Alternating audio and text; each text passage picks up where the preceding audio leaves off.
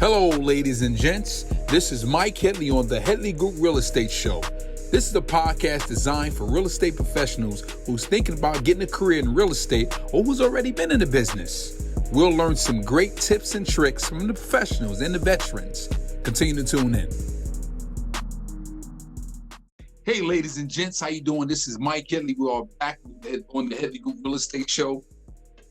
I've always said that we got a treat for you.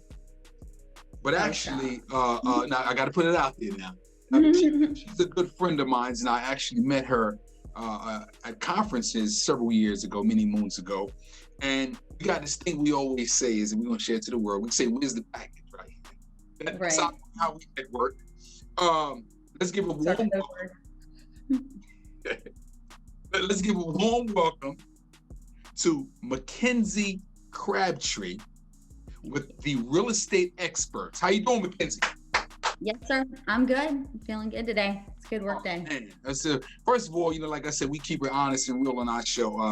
I reached out to Mackenzie a while back and put you on blast a little bit. Hey, we don't do my show, right? She's like, Mike, I'm busy, but I'm gonna come on. But she finally took time out, and I want to say thank you for coming on. It's no problem.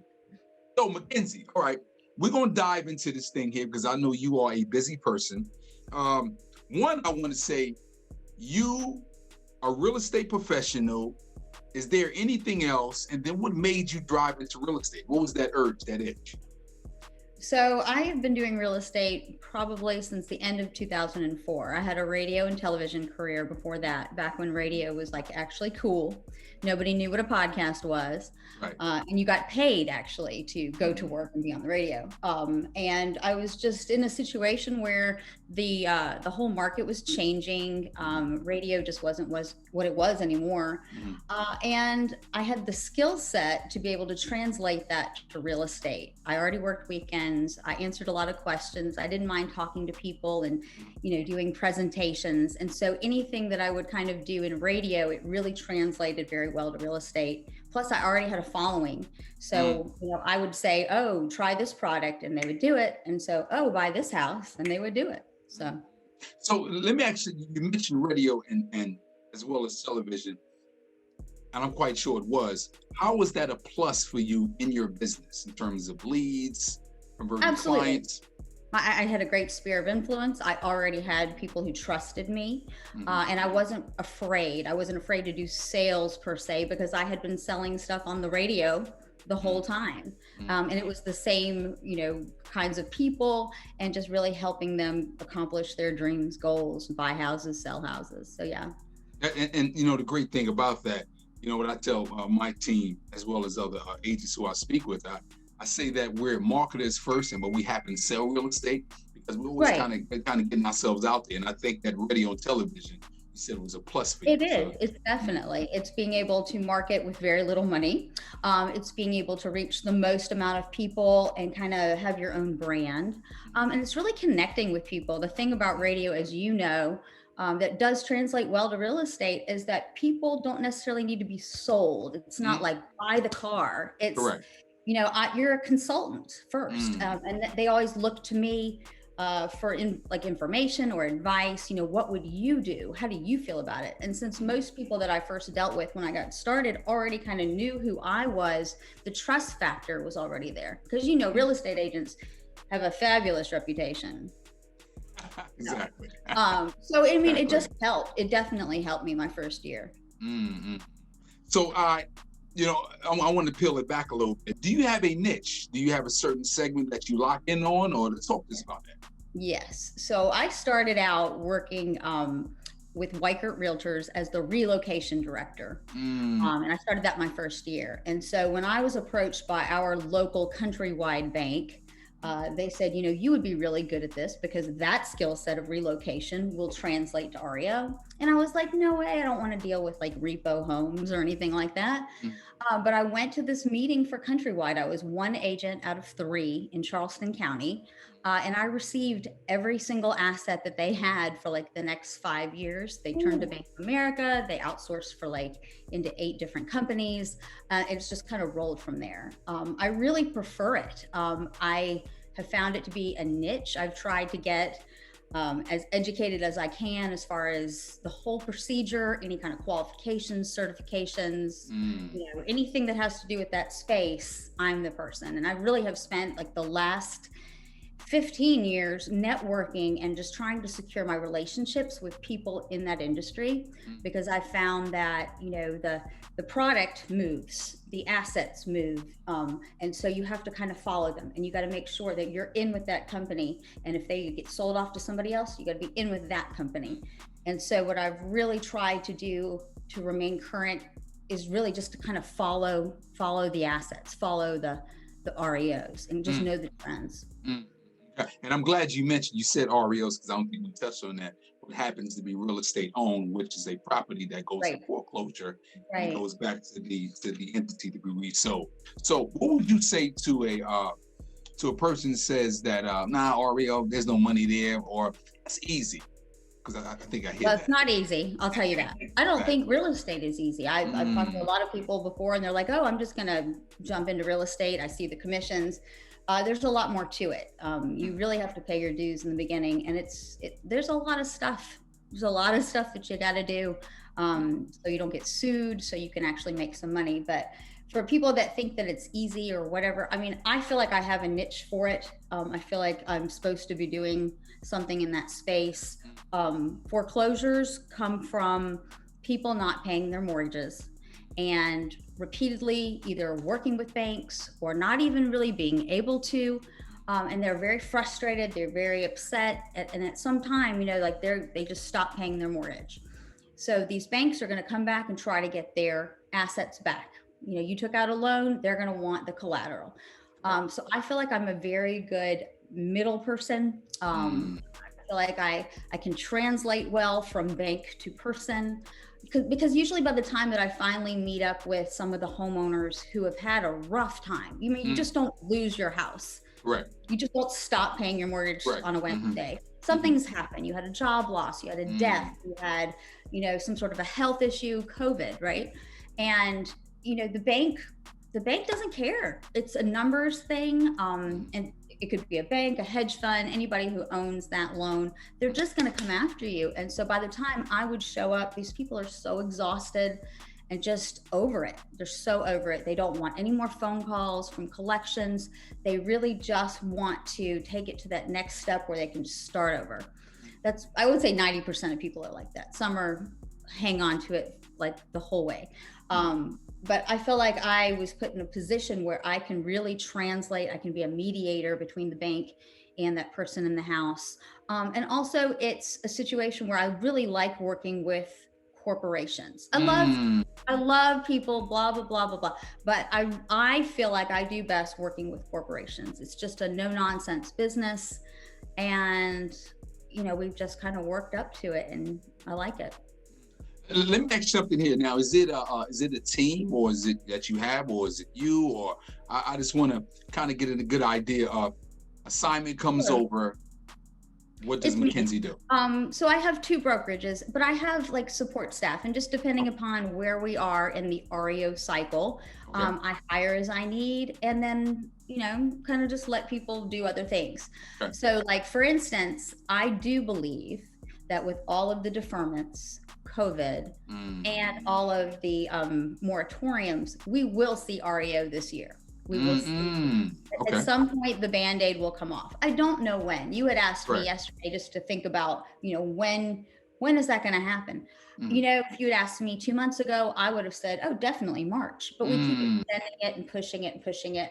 Right. I feel like this is some sort of time warp back to 2005, 2006. And I can't exactly tell when quite yet, but we're getting very close. The market has no inventory. It's so ridiculous right now, just as far as sellers will just say, oh, I'm thinking about selling my home, and 50 people will offer more money if you're in a location. Now, if you're in a city that's got like a lot of crime right now, nobody will touch it. But so just considering where we are with that, I would hire, going back to your question, I will hire based upon what our need is. So I have vendors that I've worked with for 10, 15 years that know my expectations and my deadlines. I have agents that kind of come and go. right? And then Which I is have the nature of the business. Right, exactly. Mm-hmm. You know, like right now I've got an assistant in Atlanta and I've got an assistant here, but COVID's really funny because it's made everything so virtual. We were doing a lot of stuff pretty much virtually with both markets in the beginning. So it hasn't really been a huge shift for us. So I would say as far as asset managers or the people who contact us about the REO properties, they're going to talk to me and I'll get them anything that they need. They probably will not talk to anybody that I have on staff. Gotcha. Okay. Because I wanted to kind of get a good snapshot of how that process works within your agency. Hey guys, thank you for watching our show. We're gonna interrupt you real quickly. We are in the business of referrals. If you know someone looking to buy or sell, residential or commercial, here in the North Carolina area, refer us. We really appreciate that. Okay, let's shift a little bit. What would you tell a newbie getting into the business, right? And they say, Mackenzie, can you point me in the right direction? I like the niche that you are in. How can I be able to get some assets? So who do I need to speak with? What would you say to them? It's funny. Right? I had a conversation with a gentleman yesterday, and he's contemplating. You know, he's got like a regular salary job, and he's like, I think I want to get into real estate and do REO. And I'm like, you know, I'm an REO realtor pretending basically right now and just playing real estate, just doing residential while I wait for REO. So I guess like the best thing that I could probably even tell him is you probably want to sign up with a group who has an established REO reputation. Meaning that you find the biggest group that will get all of those properties when they finally show up, whenever that will be, and you become their buyer's agent and you learn from them. I personally, I don't hire newbies. I just, you know, we had a huge group back in 2007, right before the crash. We had 400 agents, and I am a terrible kindergarten teacher. Okay, gotcha. So okay. When it kind of cleared out and people left the business, and you know, you kind of are sitting there going, "What are we doing?" I was okay with it. Is that bad? I don't know. I prefer a smaller team of people who just know my style and people who have been in the business for a while. I'll be as nice as I can be to anybody trying to help. You know, but it's just so there's really minimum hand holding, right? You know, I am a terrible hand holder. I'm barely doing homeschool, you know. Yeah. So let's shift to pandemic happened. So now we're not out of the weeds, but again, we're kind of finally got some daylight. Right. Now we are at this space here. Where does real estate experts lie in terms of your business, and how are you shifting? How are you moving in this market? So I had done radio for forever too. And so in order to do that, you've always got to be on top of it. You've got to know the trends. You got to know where the mortgage rates are going. You've got to watch the adverse things like with gold or job losses, or, you know, is it an election year? I mean, there's a whole bunch of different factors. So as far as where is it going and where are we right now? So we're about to head into spring. And it's funny because, again, I have two markets. So Atlanta is ridiculously different than Charleston. Charleston is overpriced as hell. And I don't know, they're in a magic bubble. I don't know how long it's going to last. But both markets do not have any inventory. So the properties that I do receive, a lot of them, as you know, when you get them, the properties that you get from these banks, you don't necessarily get to list the day you get them. A lot of them are in queue, or you have to babysit them, or I get a lot of problem assets. I do, because I try to get really creative with it. I actually make the effort to figure out the problem. And so that ironically has been a good selling point to other asset managers. And they're like, oh, I have a non-paying borrower in my place, an occupant. You know, I want you to sell my asset too. So it's funny how that's worked. But I've also based a lot of my business on relationships. So during the pandemic, while everybody's freaking out, nobody knows what's going on, I called a lot of my asset managers, or went on LinkedIn and just people that I had worked with within the last 3 years. And I said, hey, how are you? How is your market? How are you doing? You know, because I imagine they're just as pent up and scared as we are. Right. And so to me, this whole business, because it's such a small little niche, is really based on relationships. And you know, you'll get some new people into the fold and they can see your experience and maybe they'll choose other people. But my core people that have been doing this since, you know, the crash are still doing it in some sort of form or fashion, whether they be mortgage brokers or realtors or whatever. And I still keep in touch with them, even though they may not have assets, because at some point they will. You know, I like you said two very good, powerful words right there in terms of relationships and networking, which got you from point A, B, and C. And that has garnished you so much business in the past. So let's shift it in terms of with the networking piece of going to different conferences, meeting different people. Love conferences, Mike. Know that. Exactly, right? So conferences is not just all party, we're really there for a cause, right? An objective. Right. And since you have been going to conferences, networking, has that done wonders for your business? Absolutely. So, you know, I feel like anybody can do tasks. I feel like in real estate, everybody can do the same kind of things, whether you do it faster or better or you're on it. I mean, they'll definitely come back to you if they can trust you with a property. But I feel like I really do shine at conferences because I feel like this is something I'm really passionate about. I mean, not many people can say that. It's kind of a weird industry to like. And I don't like it for people's detriment. I like it because I really feel like I can get in there and have a conversation with this non-paying borrower and be like, you know, buddy, it's going to be okay. This is going to be your new start. And, you know, you don't have to deal with this anymore. So I really feel like I was put into this position with a purpose to really reach people and help them. And at the same time, I can help my client get to their goal. And I do it, you know, we've been doing it for so long, but we do it well, we do it quickly, and we don't drop the ball. And I would be doing that whether I was doing REO in real estate or just regular sales. Right. I'm going to make a couple of calls. I'm going to make sure that you're pre-qualified with more than your mama does mortgages. I'm going to make sure that that closing attorney knows that we're closing on the 15th, therefore we need to get going. And I may call them more than once. So, but I really feel like that in this business, you know, for as much as everybody does things on paper, as much as a lot of it is marketing and stuff, there's a real human aspect of it. There really, really is. When you're taking a property and you're selling it or you're helping someone buy, there's a human aspect to it. And I feel like I do well with that at conferences. I ain't scared. Awesome. Yeah. Exactly. Right. And that's powerful there. So you walk up, you ask for the business. You don't mind asking. And I think that's the jam with a lot of people. It's a tactical way you have to do it. Instead of, here's my card. You know, we all got our strategies of doing that. But I think that's so key. So, I mean, just to add to that though, it is asking for the business, but I feel like I've been in this for so long at a pace, and I've been very consistent that I feel like if someone has business and they think of South Carolina or even Atlanta, I want them to think of my name first. Because I've done well for them in the past and they trust me.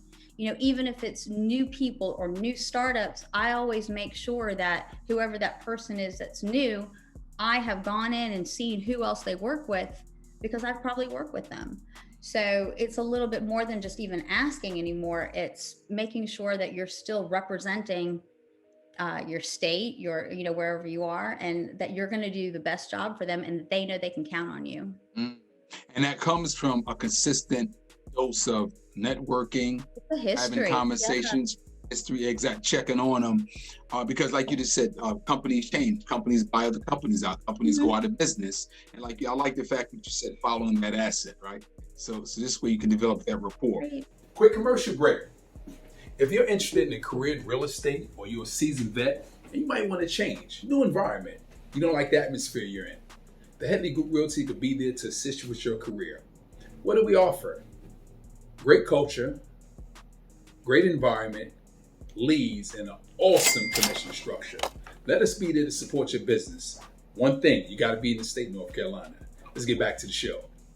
I know you said you kind of focus solely on the in the REO space, and you do some traditional sales, but do you ever work with any international clients? I figure a lot probably is coming to the Atlanta market. Yeah, so as far as international, I've seen a huge boom as far as investors. And as you know, the price point for them, especially with investments, they want blood in the water as low as they can go. So again, Exactly. I definitely I work with them. We have our marketing on Trulia, the international MLS for Trulia. So that definitely helps. So I mean, we get people from everywhere, and especially Atlanta is a melting pot anyway.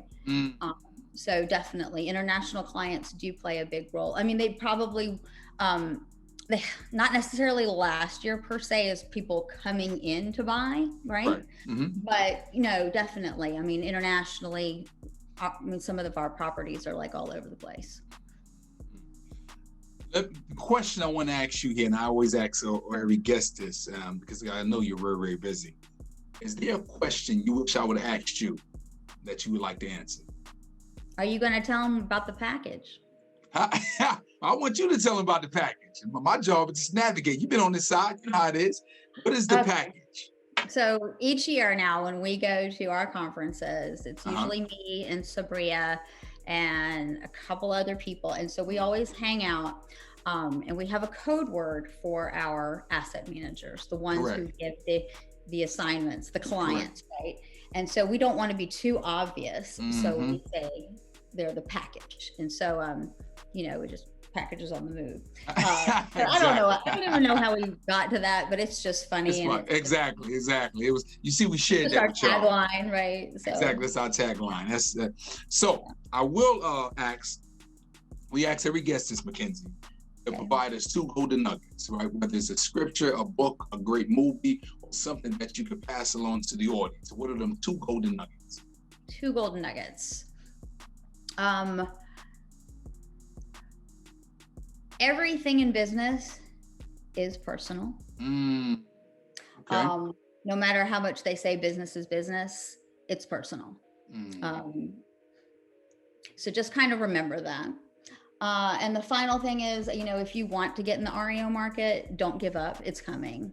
So I think that maybe by the end of the year, we'll see something. So. You know something? That is a beautiful thing there for to have Mackenzie on our show. And again, we really appreciate this.